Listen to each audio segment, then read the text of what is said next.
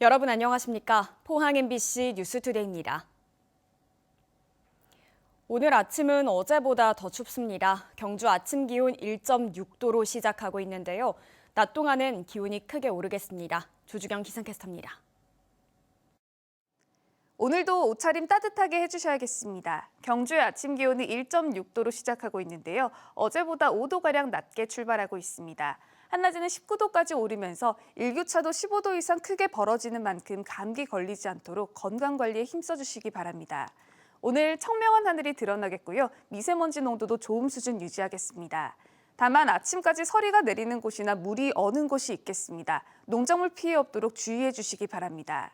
이어서 자세한 오늘 기온 보겠습니다.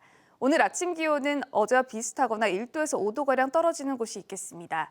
아침 기온 2도에서 8도 분포로 출발하고 있고요. 한낮에는 울진과 영덕 17도, 포항이 18도, 경주 19도까지 오르면서 낮 기온은 어제와 비슷하거나 1도가량 오르는 곳이 있겠습니다.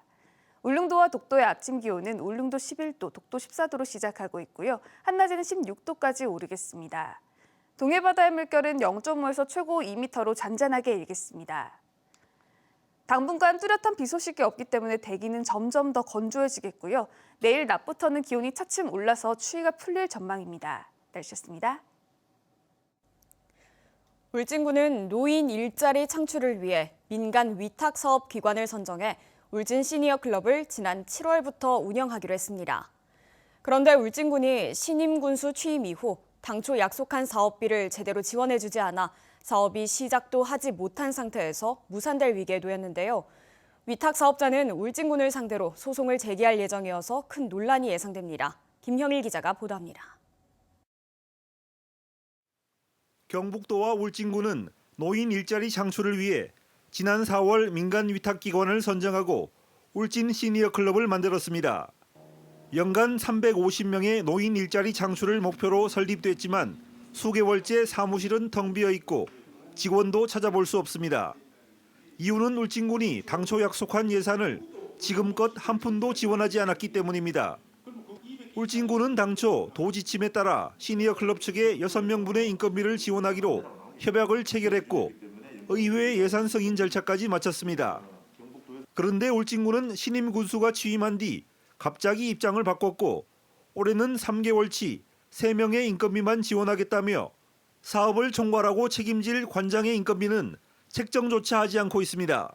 도의회라든지 울진군 의회에서도 6명 인건비 기준 예산이 통과되었음에도 불구하고 현재 울진군에서는 직원 3명에 대한 인건비만 집행하겠다는 입장이 있기 때문에 이 상태가 지속된다면 내년도 노인 일자리 사업은 거의 불가능하다라고. 질 좋은 노인 일자리 창출을 위해 전국에 193개 시니어 클럽이 활성화되어 있는데 울진군의 노인 복지 행정은 도리어 퇴보하고 있다는 비판이 나오고 있습니다. 군수가 바뀌었다고 해서 이 사업이 정치적으로 해석이 되거나 해서 만약에 시행이 안 된다면 군으로서는 정말 안타까운 일입니다. 당장 내내 이제 시행해야 될 많은 노인 일자리들이 사라질 것이고. 울진군은 손병복 신임 군수 취임 이후 일자리 정책에 큰 변화가 있다며 모든 일자리 업무를 통합 관리할 재단 설립을 추진하고 향후 울진 시니어 클럽도 통합할 계획이라고 밝혔습니다.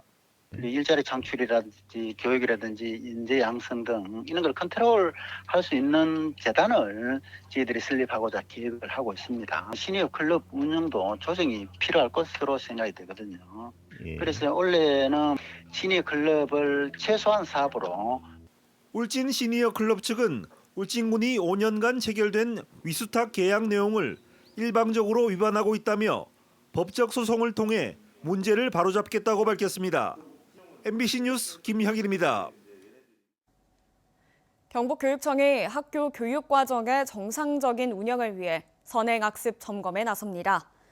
오는 29일부터 다음 달 6일까지 일주일간 교육과정 운영 상황과 선행 출제 여부 등을 점검합니다. 점검 대상은 도내 초등학교 1, 2학년의 창의적 체험학습 활동과 중학교 2, 3학년, 고등학교 1학년의 수학입니다. 국회 산업통상자원 중소벤처기업위원회 소속 국회의원들이 어제 경주 월성원전을 현장 점검했습니다. 의원들은 방사능 오염수가 누출된 월성원전 내 설비 등을 직접 확인했고 원전 주변 주민들은 의원 면담을 요구하며 항의하기도 했습니다. 보도에 임재국 기자입니다.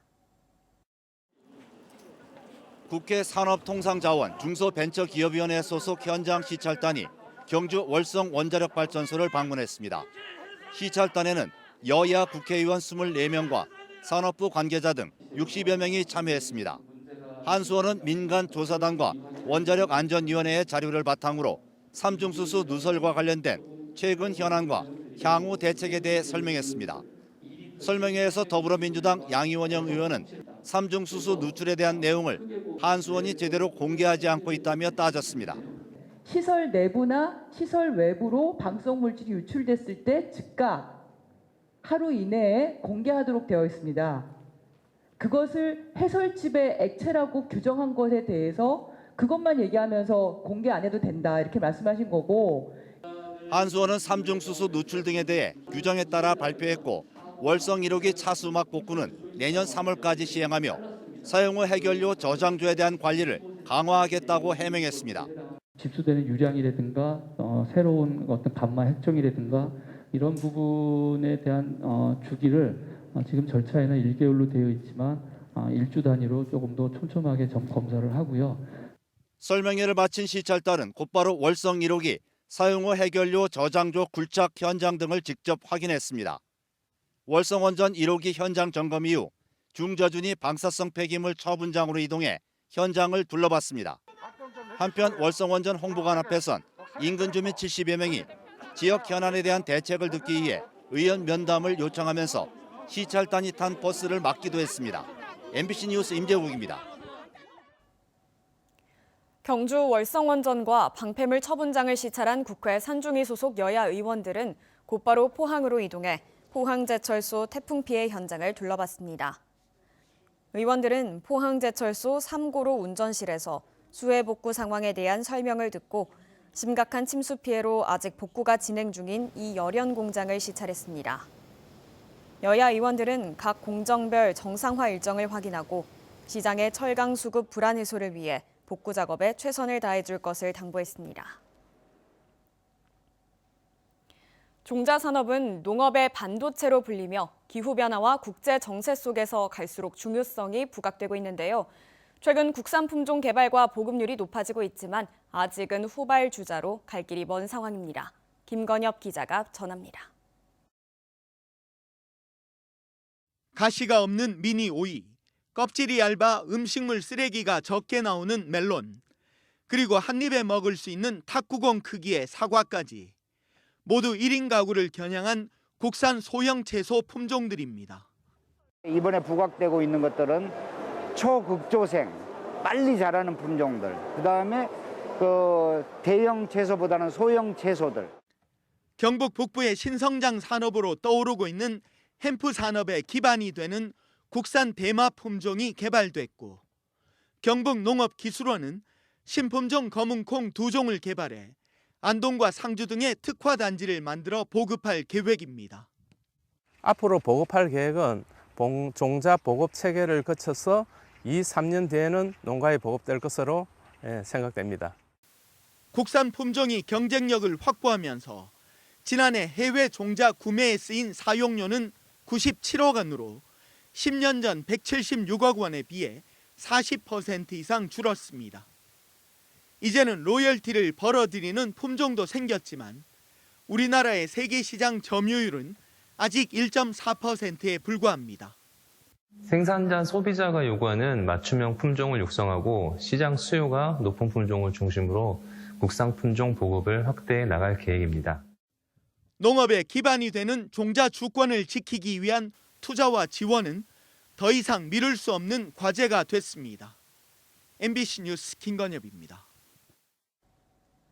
포항 지역 3곳이 농림축산식품부가 지정한 과실 전문 생산단지로 선정돼 사업비 51억 원을 지원받게 됐습니다. 선정된 장소는 기계면 지가지구와 죽장면 석계지구, 기북면 오덕 탑정지구입니다. 앞으로 2년 동안 농업용수 개발 및 농로 확포장 공사 등을 통해 경쟁력 있는 사과 생산 거점으로 거듭나게 됩니다. 프로야구 삼성 라이온즈가 어제 제16대 사령탑으로 박진만 감독을 발표했습니다. 팀에서 선수들을 지도하며 보여줬던 안정감과 소통 능력을 바탕으로 선수단의 강한 지지를 받았던 것이 선정의 주요한 원인으로 꼽히는데요. 새 사령탑으로 부임한 박진만 감독이 어떤 변화를 불러올지 석원 기자가 짚어봅니다. 예상은 크게 벗어나지 않았습니다. 삼성 라이온즈는 박진만 감독을 선택했습니다. 3년 최대 12억 원에 계약했습니다. 계약금 3억 원에 연봉 2억 5천만 원입니다. 특이한 점은 감독 계약에서는 보기 힘든 연 5천만 원의 옵션이 있다는 것입니다. 구단에서 또 좋은 평가를 해주셔가지고 대행하면서부터 또 저를 믿고 또 계속 힘을 실어주셔가지고 정식 감독 임명해 주셔가지고 감사드리고 앞으로도 해야 될 게 또 많은 것 같아요. 잘 준비하도록 하겠습니다. 2005년 현대에서 삼성으로 팀을 옮긴 뒤 두 차례의 우승을 차지했던 선수 경력과 은퇴 이후 2017년부터 삼성에서 지도자 생활을 이어오며 안정감을 인정받았습니다. 2022 시즌 중반 감독 대행으로 삼성을 맡아 9월 한 달간 승률 1위를 기록하며 위기에 빠진 팀에 희망을 보여주기도 했습니다. 경쟁 구도로 인해서 선수들이 또 그라운드에서 또 집중력도 좀 많이 높아진 것 같고 거참 선수들도 그렇고 신진급 선수들도 그렇고 그런 방향을 잘 알고 잘 이행을 해준 것 같고 수년 동안 우울한 순간이 많았던 삼성 팬들에게 박 감독이 밝은 변화를 줄 것으로 기대됩니다. 신임 박진만 감독은 다음 주에 예정된 공식 취임식에서 구체적인 시즌 구상을 밝힐 예정입니다. MBC 뉴스 석원입니다. 한국농어촌공사가 관리하는 저수지와 담수호 10곳 중 한 곳은 수질 관리 기준을 넘어선 것으로 드러났습니다. 더불어민주당 소병훈 국회의원이 한국농어촌공사로부터 받은 자료에 따르면 저수지와 담수호 등 975곳의 수질을 측정한 결과 관리 기준을 초과한 5, 6등급은 전체의 10.5%인 102곳으로 나타났습니다. 수질 5등급은 특수 정수 처리 후 공업 용수로만 사용할 수 있고 6등급은 용존산소가 없는 오염된 물로 사실상 농업용수로서 가치가 없습니다. 지역별로 전남이 26곳으로 가장 많고 충남 25곳, 경북 23곳 등이었으며 강원은 한 곳도 없었습니다. 2022 포항거리 예술축제가 오는 21일부터 23일까지 포항 송도솔밭 도시숲 일대에서 펼쳐집니다. 올해 축제는 공모를 통해 선정된 16개 팀 공연 프로그램과 우아한 전시, 숲속의 만찬 등 공공미술 프로젝트로 구성되어 있습니다. 전 프로그램은 무료이며 조금 다른 운동회, 남겨진 남은 등 일부 관객 참여형 작품은 사전 예약을 통해 운영됩니다.